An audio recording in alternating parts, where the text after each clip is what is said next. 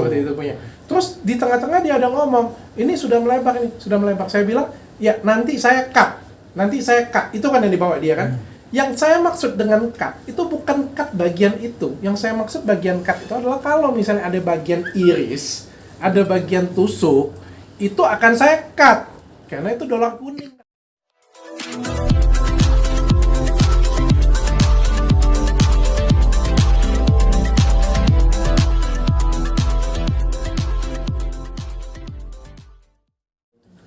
Dokter, berarti dengan dokter membuka sayembara seperti itu hingga saat ini belum ada yang mendaftar sayembara seperti itu? Ada beberapa yang daftar, tapi kalau menurut saya sampai sekarang tidak ada yang memenuhi kriteria. Emang kriterianya apa tuh, Dok? Kita sortir ya semuanya ya. Jadi kita persilakan untuk mereka juga mengirimkan. Ya kan gini Mas, kita kan mau kumpulin mereka, datangin mereka ya. Kita kan harus tahu dulu, kita sortir dulu dong. Memang punya kemampuan atau asal ngomong aja. Kita tes dulu mereka bisa nggak benar-benar buat video pakai pisau bedah, ditekan dulu. Habis itu baru saya lihat langsung kan. Dan sampai detik ini belum ada yang kirim seperti itu. Gitu. Berarti video pembuktian dari dia harus ngirim, berarti tetap harus pakai pisau bedah dulu ya? Iya dong. Ya, dia kan kalau misalnya datang ke sini ngelihat terus nggak dapat apa-apa, kan nanti kan kecewa. Ya kan, terus dia kan juga ada ongkos untuk datang ke sininya juga kan. Jadi dia sendiri dulu lah buat. Nanti kalau misalnya saya ngelihat, oke, ini meyakinkan nih, kita datangkan. Tapi tujuannya sayembara ya. Sayembara itu beda banget sayembara dengan tantangan. Tapi sayembara yang keduanya lebih unik tuh sebenarnya. 1 miliar tuh nggak main-main. Bukan 100 juta lagi loh itu. Apa? Kalian nggak lihat tuh. Itu sayembaranya keren loh. Itu karena kan ada kemarin ada dukun di sini yang katanya bisa pindahin penyakit ke kambing, dia bilang. Siapin kambingnya, nanti ada yang penyakit jantung, dia pindahin, dia bilang. Nah, saya kasih sayembara, kalau bisa pindahin penyakit ke kambing, saya kasih 1 miliar. Plus kerja di klinik kecantikan Athena dengan gaji 100 juta per bulan. Ya, penyakitnya kecil-kecil aja, nggak usah jantung, jerawat. Jadi ada pasien jerawat saya nanti ada kambing, tolong pindahin jerawatnya ke kambing. Kalau jerawatnya pindah ke kambing, saya kasih tuh 1 miliar plus gaji 100 juta per bulan. Paling nggak saya hemat karyawan loh Mas. Karena klinik saya nanti nggak usah beli alat, nggak usah beli laser, nggak usah beli peeling nanti. Ini duduk aja pasien yang ngantri nanti. Kemarin dia pindahin semuanya ke kambing. Yakin saya klinik saya tambah rame. Tapi Dokter Richard ini berarti benar-benar sungguh mencari sayembara itu ya, nggak yang untuk yang kabel pisau bedah gitu? Ya kalau memang ada ya memang boleh kan, saya kasih lihat saya sih. Kalau memang ada berarti Superman dong. Ya siapa tahu kan memang ada manusia yang seperti itu punya, mungkin bisa saya gaji jadi bodyguard saya kan. Mau dipekerjakan berarti ya? Iya dong. Saya aja mau, ya kalau misalnya ada orang-orang yang sakti, kalau bisa dipekerjakan kita pekerjakan dong Mas. Bayangkan kalau misalnya Superman di dunia ini bisa mau kerja dengan Mas, ya pasti mau saya jadi bodyguard saya. Cuma kan banyak yang nanya juga mungkin kayak, ini kalau mau ngajuin sayembaranya gimana, terus jaminannya apa nih Dokter Richard? Tapi kalau memang beneran bisa, terus dikasih, bisa jadi kan malah nggak kepublikasi atau gimana gitu. Aduh, kamu jangan nanyain jaminan deh, masa nggak tahu saya sih? Kurang banyak duit apa saya coba? Tapi yang belum jelas di pabrik itu yang banyak bertanya kan, oh ini Mas settingan segala macam. Terus dokter tadi menceritakan bahwa ada kriterianya. Nah ini banyak umum nggak ngerti maksudnya. Wajar dong, kayak gitu kan kita kan bilang sayembaranya kan adalah pisau bedah, kebal ke pisau bedah. Saya kan juga nggak mau sembarangan ngedatang-datangin orang, karena kan saya kan juga menjaga diri saya juga ya. Kalau misalnya ketemu banyak orang, terus misalnya orang itu ngapa-ngapain saya kan jaga-jaga diri juga ya. Jadi kan kita memperkecil untuk peluang seperti itu punya. Siapa tahu ada dunia ini kan yang daftar cuma mau main-main atau ada niat buruk, kan kita nggak ada yang tahu. Tentu kalau memang dia punya kemampuan seperti itu punya, ya dites dulu dong, dibuat dalam bentuk video, dites. Ada pisau bedah, scalpel, kan scalpel murah. Scalpel murah banget, itu kan disposable kan, sekali pakai kan. Terus pakai, dia tekan, nah kebal kayak gitu. Punya kita seleksi, datang dong ke tempat kita.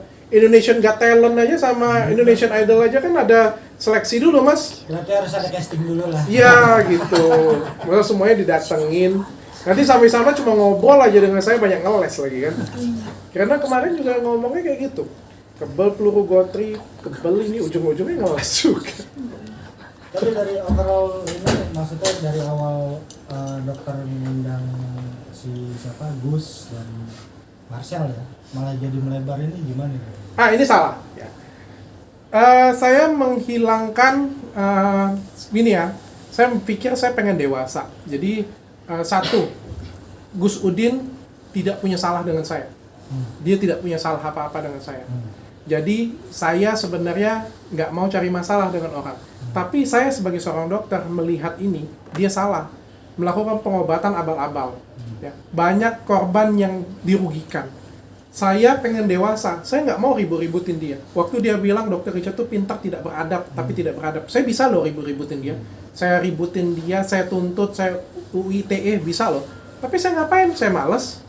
Yang saya buka apa? Saya kasih edukasi ke masyarakat. Saya datangin Ustadz. Nih, Pak Ustadz, tolong nilai kata-kata dia, benar atau enggak. Saya datengin korban. Benar nggak seperti ini punya? Saya datengin mantan santri dia. Saya datengin mantan kameramennya dia. Saya datengin Ustadz lagi rukiah yang benar bagaimana. Jadi saya kasih manfaat aja ke masyarakat. Masyarakat yang nilai. Kalau masyarakat tetap mau percaya dengan dia, silakan. Saya datengin Ustadz Faizar yang memang punya kemampuan baca-baca kitab perdukunan. Nanti akan saya bawa juga dokter spesialis penyakit jiwa di podcast saya. Supaya kita bisa nilai yang mana yang benar-benar sakit jiwa atau dukunnya yang sakit jiwa. Jadi kan karena saya tidak punya masalah dengan dia, maka saya cukup kasih edukasi ke masyarakat. Ini loh orang yang kalian percaya, ini loh orang yang selalu nemuin kris, apakah dia benar-benar sakti. Jadi saya kasih manfaat aja ke masyarakat, saya nggak mau ribut-ribut sih.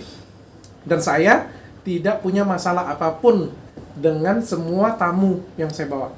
Baik itu Gus Udin, mau asosiasi, mau Om Daus, saya nggak punya masalah.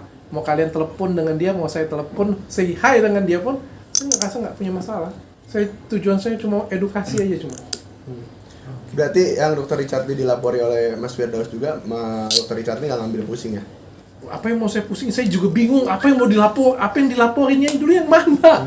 Oke, kalau untuk laporan kemarin Bang Daus bilang bahwa ada beberapa scene yang tidak perlu, yang udah perjanjiannya tidak dimasukkan, tapi malah dimasukkan ke dalam video. Itu emang apa aja yang dimasukkan? Perjanjiannya itu gimana?